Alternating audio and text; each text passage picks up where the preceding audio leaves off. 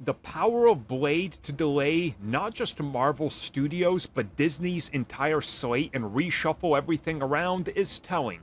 Marvel Studios is clearly, along with Disney, willing to shift release dates of everything to accommodate for more releases. But there's still the question of what happens when Sony decides to reveal their slate, and obviously since they're partners with Disney, what will this do? Well, the answer is very clear. We're expecting more delays. At this point, I think you guys should expect this. It's honestly happened so many times that I don't know why people make a big deal out of it. Starting with Phase 2, we started to see slight delays and reshuffles in regards to release dates. Every time a new Spider-Man film is added, everything shuffles once again.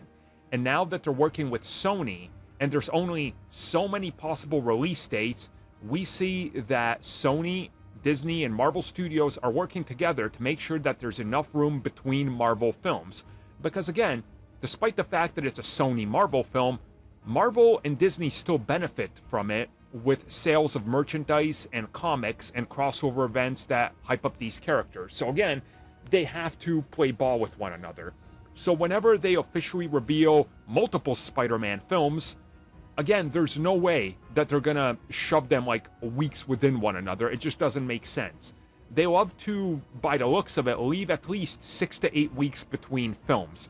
2 to 3 weeks is not enough. So essentially what we're looking at is 2024, 25, and now since we're already looking at films in 2026, delays will happen, guaranteed, and reshuffles to the entire multiverse saga are more or less a given.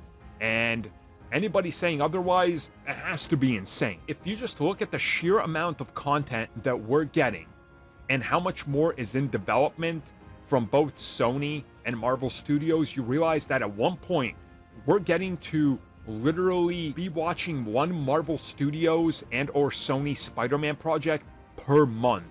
It's kind of getting crowded, so there's a lot more room now, especially with the decision to push Secret Wars from November to May of the following year. It gives you enough time to really understand that things are always open to a reschedule, and it gives everybody more time. And I think that's kind of the takeaway here. And certainly, Spider-Man is going to be one of the biggest films that they're going to hype up for whenever it drops. And again, any official release date, I don't believe, because they're always subject to change. So I think looking at more delays realistically should just be the norm now. Because at this point, there's just no guarantee that something's going to come out when they say it will.